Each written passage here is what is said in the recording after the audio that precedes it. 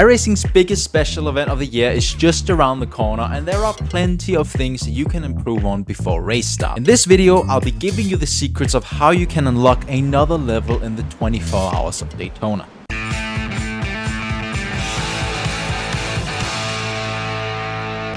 At this point, you've probably already started practicing and you're wondering, what can I help with? My name is Markus, I've got almost 9,000 iRating and I've done multiple top split special events before, like Daytona 24. I'll be teaching you not only how to go faster around Daytona, but also how to manage traffic, strategy, and everything that you should know about Daytona before you enter the race. Unfortunately enough, it doesn't matter whether you're completely new to iRacing or an experienced driver, I'm sure that you can learn something from this video. Let's start out with a bit of history. The first 24 Hours of Daytona in real life was hosted in 1966 and won by Ken Miles and Lloyd Ruby in a Ford GT40. Perhaps you already know this from the movie Le Mans 66, where a sequence is featured where they go ahead and win the 24 Hours of Daytona before they go on to Le Mans. Throughout the years, it has gone through many different kinds of cars and drivers, but it's always remained a spectacle of endurance. To this day, it is still regarded as one of the biggest endurance racing events, with manufacturers like Porsche,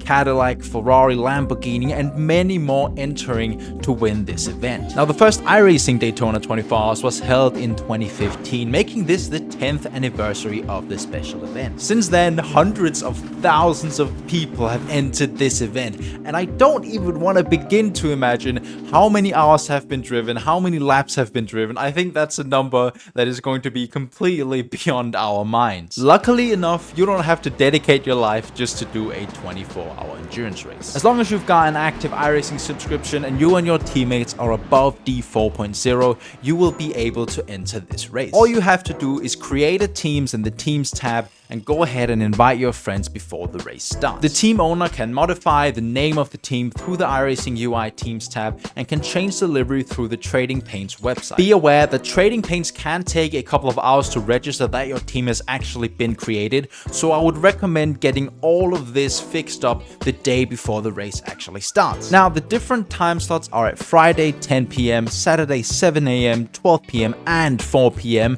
All those times are in GMT. This means that you'll be able to participate whether you're in the Americas, Europe, or basically anywhere in the world. There will be a time slot that will be suited for you and your teammate. The session will be started with a 30-minute practice session, followed by an 8-minute qualifying, and then leading you straight into the 24 Hours of Daytona race. A quick note is that you're able to do a maximum of 2 flying laps in qualifying, and then you will be automatically stopped from there. So I would recommend practicing a bit of quali, because at the end of the day, you've only really got 2 attempts to get that qualifying lap in. After you've done quali, you're going into the race start, and this is where you need to be focused and calm. Now, believe it or not, the race is not won in the first lap. In a 24-hour race, it's the pace and consistency that will really get you the result. And with rain on the calendar, I'd even say the biggest factor of getting a good result in this year's Daytona 24 will be the survival. It can be really deadly, so try and be aware of all your circumstances, not just what's ahead,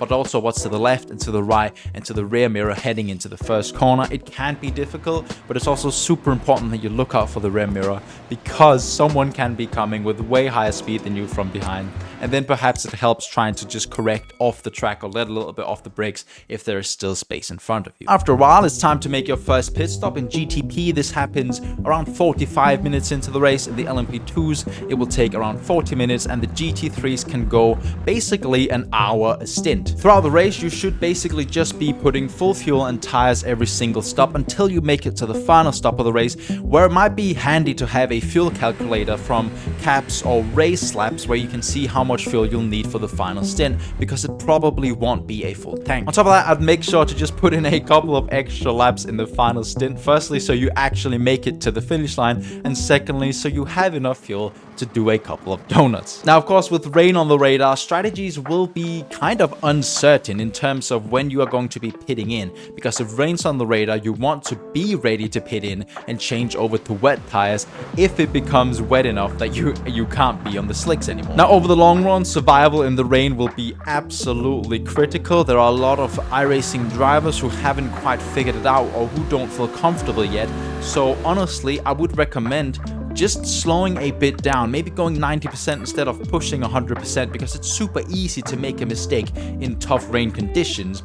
and that will basically end your race. Remember, there are no fast repairs, no nothing, so just take it easy in the rain and make sure you make it through, because I will almost guarantee you that there will be someone else crashing out if it starts raining. It could also be really good to have an engineer on the pit wall who's telling you what sorts of lap times other people are doing, especially in that transition period from dry to wet or from wet to dry. It's always good to look at what your competitors are doing, because if there's someone changing over before you and going faster than you, it might be your time to change. Now lastly, I just want to take you through a lap around Daytona in the 3 different classes and talk a bit about where it's good getting your overtaking done. Heading into the first corner, you can actually take a super wide line if the marbles aren't there. Now it's very important that you actually pay attention to the marbles, because if there are marbles which you will visually be able to see, there won't be a lot of grip. But if there aren't any, you can go on a super wide line, whether you're a GT, LMP2 or GTP. The braking points actually aren't that different between the 3 classes, but you need to remember that LMP2 and GT3 will be having less speed into the corner than the GTPs. Here is actually a decent opportunity to send it on the inside if you're a GTP, but you also need to be aware that you don't leave it too late, because those GT3s will be coming in for their apex, and then you need to make sure that you are past them so you avoid contact. My best advice for this corner is carry more speed than what you might actually initially think. It is a minimum speed corner, and of course getting your braking and acceleration right is critical here, but also carrying that minimum speed. Next up are 2 kinks. These are both flat out. Here it can be tricky to actually get overtaking done if you are a GTP, and this is because the GT3s are changing lines from the right side to the left. So I would advise you to wait until the GTs are on the left side, taking their normal racing line. This will then allow you to go down the inside of turn 3, the first horseshoe, as a faster class. Now remember, if you are a GT3 driver, there is nothing wrong if there's a GTP going down the inside. You can easily lift off the throttle a bit and just fuel save that bit extra fuel. Now you can send it here if you are faster class, but I would also not leave it too late, because once again, if you leave it too late, you just risk having contact, which would both be dumb for you and for the GT3. The next corner is a little kink. Now in all 3 classes, this corner is flat out unless it's raining. If it's raining, it can be pretty tricky, and I would actually advise you to sort of try and go off the racing line if it's in the rain. Now if it's in the dry and you are lapping a GT3, I think you need to be aware that you can actually go around the outside of this king as a faster class, and especially to the GT3s, they need to be aware that if they can, try and stay over to the left, like make clear that you're moving to the left, staying to the left in the kink, because then you kind of leave a little lane for the prototypes to go around the outside while you don't really lose any time taking the inside line. The second horseshoe, once again, is a corner where you want to be careful with sending it too late. The braking points, once again, aren't actually that different. Of course, the prototypes are braking a bit later than the GT3s, but you also want to be careful that you're not sending it from 3/10 back, because eventually that's just going to lose all of your time. On a lot of these occasions, it's just better to wait until the exit of the corner, where the prototypes have the better acceleration than the GT3s. The same goes if you're a GTP lapping an LMP2, you will have better acceleration, but you won't necessarily have better braking or better mid-corner grip. So in most cases, it might honestly be better as a GTP to lift off a little bit and wait until you can just easily accelerate past all these other classes. Turn 6 leading on to the oval is a corner you want to be very careful with overtaking with. It is a pretty tight one, so this is one of those corners where I think you should just wait whether you're a GTP or an LMP2. If you manage to get past before you start turning into the corner as a faster class, that is all fine. But if it's like you need to outbrake a GT3 or an LMP2, I would just wait until the exit of the corner. As a GTP, I find it most practical trying to out-accelerate the GT3s